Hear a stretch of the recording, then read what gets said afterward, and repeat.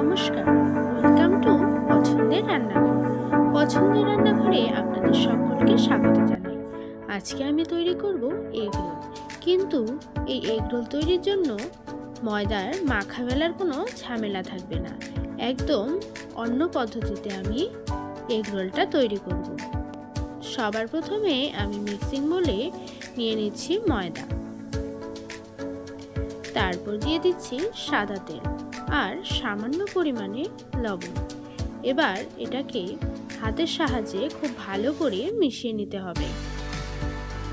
তারপর আমি অল্প অল্প করে জল দিয়ে ব্যাটারটাকে তৈরি করে নেব। আমি এখানে অল্প অল্প করে জল দিয়ে হুইস্কের সাহায্যে ভালো করে মিশিয়ে নিচ্ছি। আপনারা এখানে হাতের ব্যবহারও করতে পারেন। আমি কিন্তু হুইস্ক দিয়েই ভালো করে মিশিয়ে নিচ্ছি। দেখুন, একবারে জল না দিয়ে অল্প অল্প করে জল দিয়ে তৈরি করলে ব্যাটারটা একদম ঠিকঠাক হয়। খুব নরমও হয় না, আবার খুব ঘনও তৈরি করা যাবে না। তার জন্য অল্প অল্প জল দিয়েই আমি ব্যাটারটাকে তৈরি করে নিলাম। দেখুন, এখানে কিন্তু কোনো হাতের ব্যবহারই হলো না, তাই খুব সহজে এই পদ্ধতিতে তৈরি করা যায়। তারপর আমি একটি ফ্রাইং প্যানে তেল ব্রাশ করে নিলাম। দেখুন, তারপর আমি এক হাতা ব্যাটারটা নিয়ে নিয়েছি, তারপর সেখানে দিয়ে দিলাম। তারপর হাতার সাহায্যে আস্তে আস্তে ছড়িয়ে দিলেই একদম এগরোলের শেপ তৈরি হয়ে যাবে। আমি তারপরে উল্টে ব্রাশ দিয়ে সামান্য পরিমাণে তেল দিয়ে দিলাম। আপনারা একটু বেশি পরিমাণে তেল দিয়েও ভেজে নিতে পারেন। আমি একদম কম তেল দিয়ে ভেজে নিয়েছি। আমি ঠিক একই পদ্ধতিতে বাকি পরোটাগুলো ভেজে নেব। দেখুন, আমি এগরোলের জন্য সেই পরোটাটা ভেজে নিয়েছি। একদম পাতলা পাতলা হয়েছে এবং খুব সুন্দর হয়েছে। তারপর এগরোল তৈরির জন্য আমি বাটিতে একটি ডিম ফাটিয়ে নিয়েছি। তারপর সেখানে সামান্য পরিমাণে লবণ দিয়ে ভালো করে ফেটিয়ে মিশিয়ে নিয়ে আমি একটি ফ্রাইং প্যানে তেল ব্রাশ করে সেখানে দিয়ে দিলাম ডিমটি।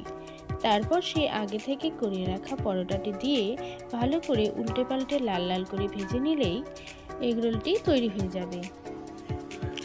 এবার এগরোলের ভিতরে যে স্টাফিংটা দেওয়া হয় সেটি তৈরি করে নিতে হবে। আমি ঠিক একই পদ্ধতিতেই বাকি এগরোলগুলোকে ভেজে নেব। আপনারা ডাবল ডিমের এগরোলেও তৈরি করতে পারেন। আমি এখানে একটি ডিম দিয়েই এগরোল তৈরি করছি। এবার এগরোলের ভিতরে যে স্টাফিংটা দেওয়া হয় সেটি তৈরি করে নেব।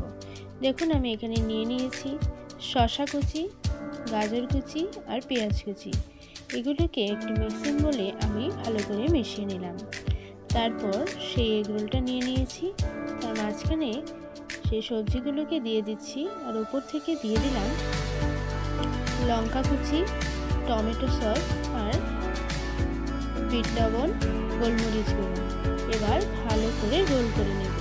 তারপর আমি একটি সাদা কাগজ নিয়ে ভালো করে রোল করে নিয়ে নিচটাকে ফিল করে দিলাম।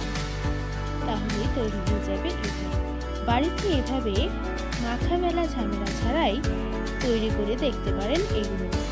খেতে কিন্তু খুব ভালো লাগে, একদম রাস্তার ধারে দোকানের মতো। আজকের রেসিপি আপনাদের কেমন লাগলো অবশ্যই কমেন্ট করে জানাবেন। নিত্য নতুন রেসিপির আপডেট পাওয়ার জন্য চ্যানেলটিকে সাবস্ক্রাইব